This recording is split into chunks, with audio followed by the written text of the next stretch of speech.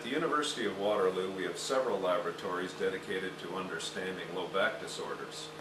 The topic of interest today is abdominal exercise. As you just saw in our machine, we took a spine specimen, loaded it with mild compression, and then repeatedly flexed or bent the specimen over and over and over again to create a disc herniation. As you see in this model here of a pelvis and a lumbar spine, when people perform sit-ups, they flex the spine, mimicking the mechanism of disc herniation or disc bulging, which the motion causes the nucleus of the disc to slowly work its way out the back to create a disc bulge or herniation, which we see here, pressing on a nerve root and creating pain. It's popular to train the abdominal muscles by performing sit-ups or curl-ups.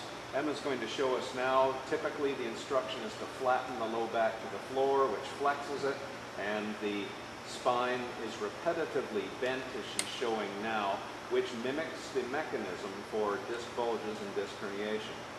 The way to prevent that injury mechanism and enhance athleticism all at the same time is to change the form. She's going to straighten one leg. She's going to not allow her spine to flatten in the floor by putting the hands under her low back. That creates a much stronger form for her spine. And she's going to pretend her head and shoulders are resting on a bathroom scale, and she's going to lift those, not curling up, but slightly lift to make the scale weigh 0. Well done. A good core exercise program trains all of the components of the guy wire system, which the muscles form around the spine.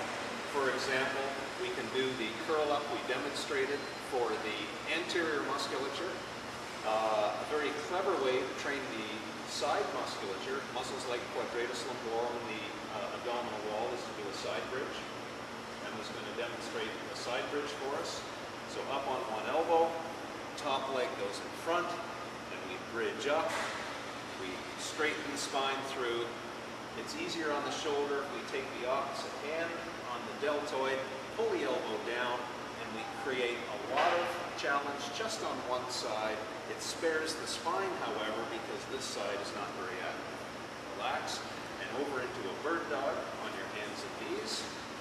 And here, it's very important to posture the spine before we begin into a strong position. Spread the knees apart slightly, and show me full extension with your back and full flexion. To understand her range of motion, I put her in full extension and pull her back just a little bit. I'm just going to elevate the rib cage ever so slightly to get the strongest conformation for her back. And now she's going to extend the arm and leg out, stiffening the core, holding that for a count of about 10 seconds. This time we're just going to sweep the floor with the hand and knee. No motion in the back, the motion is at the hip, and out again, and we hold for another 10 seconds or so.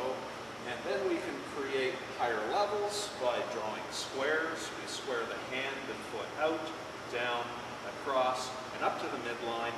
All of that motion, Emma's going to show us another cycle, all of that motion taking place about the hip and the shoulder and not about the back. Once again, we see the core musculature stabilizing the spine to resist motion, which allows power generation of the hips and very athletic limb motion. It's popular to use what are known as gym balls or Swiss balls when performing abdominal exercises. A typical exercise is a curl-up, which Emma's demonstrating now, where the abdominals are taken through the range of motion over a gym ball. The problem with this is it's very hard on the discs. It mimics a fairly potent injury mechanism, and it's debatable whether or not it enhances athleticism. In contrast to this, she's going to perform an exercise called stir the pot. Now, the abdominals functionally are used primarily to stop motion, not to create motion. That's what this exercise was designed for.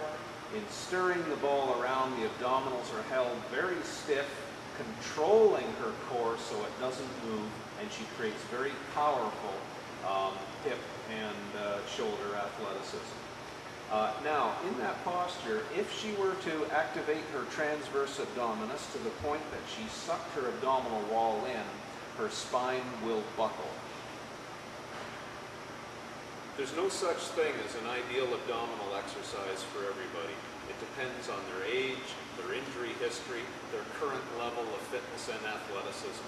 What I tried to do was to create a series of self-tests to determine what the appropriate starting level should be for an individual, and then devise a very spine-conserving, athletically developing progression. And I wrote a book to unify these ideas entitled Ultimate Back Fitness and Performance.